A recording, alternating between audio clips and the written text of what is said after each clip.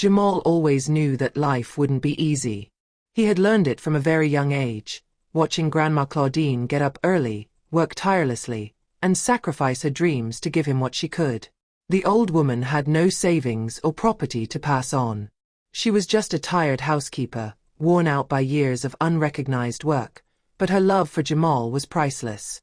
Their days consisted of crumbs of happiness between the cold walls of their concrete apartment, a dilapidated two-room apartment in a building in the southern suburbs, where the children's laughter was muffled by the noise of the street and where poverty seemed to permeate every stone, every crack in the walls. Jamal was not ashamed of his origins, but he knew that getting out of this vicious circle would take more than luck. At 18, after leaving high school without a diploma, he had a series of odd jobs. Waiter in a fast food restaurant, cleaning worker in a hotel, bicycle courier for a chain of restaurants. At each stage, precariousness became heavier, more oppressive. Jamal dreamed of a future where he would no longer live on society's charity. He yearned for a better life, for a freedom he had never known. It was in this context that he met Madeline. One day, while making a delivery in an upscale area of the city, Jamal found himself in front of a sumptuous building, whose imposing facade gave a glimpse of an interior of cold elegance. The door opened into a large, bright room, and there, Madeline was waiting for him.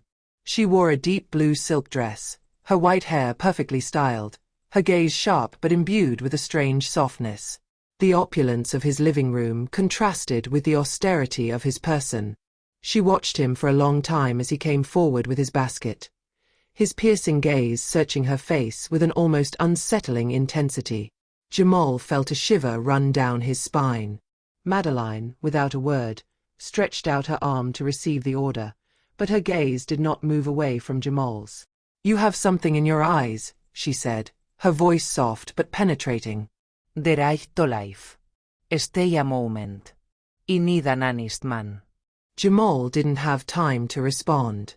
He was both fascinated and disoriented. That look, that voice, everything about her seemed to resonate with a truth he couldn't comprehend. He suddenly found himself caught in a strange spiral. The idea of staying a few minutes, of drinking tea with this woman who seemed to have a life so different from his own, seemed both incongruous and attractive to him. Madeline guided him to an immaculate living room, where dark leather armchairs were arranged around a marble table. The room was full of old books, exquisite sculptures, and works of art. She offered him jasmine tea, and they began to chat. With each word she spoke, Jamal had the sensation of entering a parallel universe, where everything seemed calmer, more calm, more out of reach. After a few hours, Madeline looked at him intensely and, with a voice almost too calm, made a surprising proposition. I'm alone, Jamal. 4 years. And I think I found something rare in you, a purity, a form of sincerity that I haven't encountered for a very long time. I need company. But that's not all. I have something to offer you. In exchange for your presence, for your loyalty, I can guarantee you a life that you didn't even dare to imagine. I propose to you a marriage of convenience. I offer you a house, a bank account, a life of luxury. And in return, you will be there, by my side. Jamal remained silent. Part of him knew that this proposition was too good to be true, but the temptation to escape his reality, to offer his grandmother a less difficult future, pushed him to accept. The contract she presented to him seemed simple, but there was an ambiguity that he couldn't grasp. In the following days, everything changed. Jamal's world transformed. He woke up in a large room with refined furniture, ate in restaurants he never thought he would set foot in, wore tailor-made suits. He had servants to help him, a luxury car at his disposal, and he often found himself dining with influential people, politicians, businessmen. The contrast was stark compared to his life before, and although he sometimes felt uncomfortable, he gradually got used to it. But there was something strange about Madeline. A coldness that pierced through his kindness. A sort of invisible wall that separated Jamal from her, even when they were together. The nights were silent, sometimes too quiet, as if the mansion itself hid secrets. Every night, Jamal heard footsteps in the attic. A crackling. A breath. He asked Madeline the question several times, but she evaded it each time. She replied gently, "It's the memories that work, my darling." But Jamal felt that these memories were not as innocent as she made them seem. Then there was this door. A locked door that attracted him irresistibly. Every time he passed by, he could hear whispers, muffled voices. Madeline often went to this room, whispering words and names. Jamal began to doubt. Then, one day, Madeline left for a business trip to Geneva. He had the keys to the house, and although he resisted temptation for days, curiosity pushed him into action. He opened the door. What he discovered there made him shiver. A dark, almost freezing room, filled with files, framed photos, and documents. He approached the walls and saw the portraits. Young black men, all smiling, all married to Madeline. A shiver of horror ran through his body. He rushed to the files. Every name matched a death certificate. Every insurance policy seemed to have been signed shortly after the wedding. One word kept coming up in the documents: succession enabled. The air fell heavily on his shoulders. It wasn't a marriage. It was a trap. In a corner, a video recording awaited him. Madeline, younger, was chatting with a man in a dark suit. She was calm, almost freezing. She said, "He just needs to sign." Then, the accident. "The rest, as always, I take care of." Jamal felt terror wash over him. He wasn't the first. He was just next. Digging further, he found a red notebook, a notebook that seemed to hold more secrets than he could handle. Inside, names, dates, places, and mysterious deaths. All were classified under the heading, faux accidents. He understood. He understood that Madeline was not what she seemed. That his past was a cemetery of missing men. That his love was only a mask, a pretext for his macabre machinations. He was now trapped in a deadly game. And his name, like the others before him, would eventually appear on that list. Time was running out for him. Jamal took photos, videos, but the adrenaline that coursed through him was not enough to dispel the fear that was rising within him.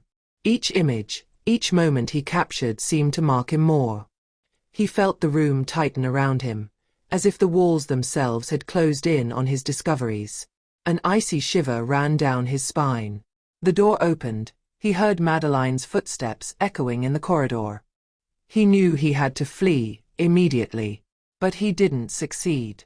A part of him, this naive and hungry boy who had believed that he could escape his past by reinventing himself, still wanted to believe that he had a future to build, that he could escape this trap unscathed.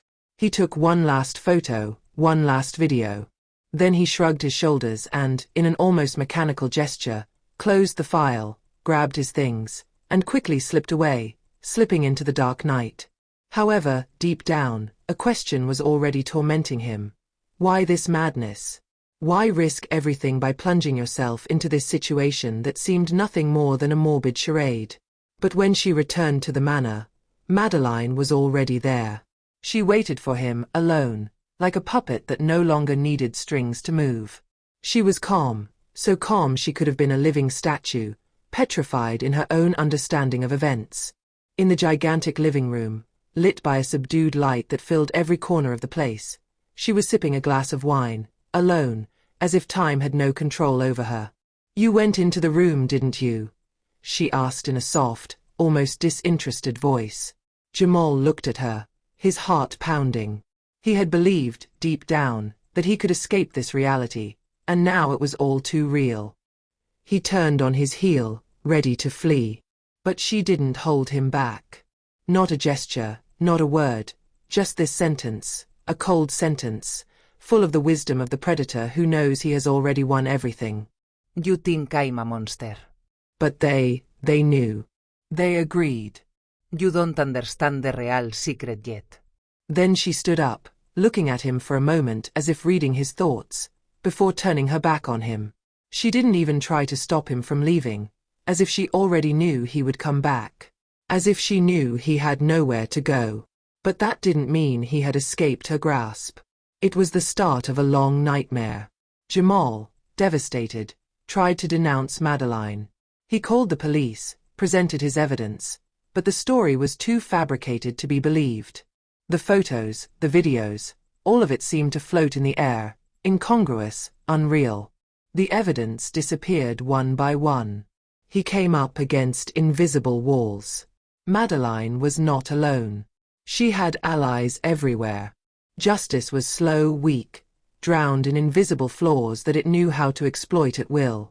A few weeks later, Jamal found himself on a frantic flight. First in Marseille, then in Spain, he wandered from town to town, living on odd jobs, far from view, far from everything. But he hadn't forgotten. His mind remained fixed on Madeline. He had noted every detail. His words, his lies, his smile.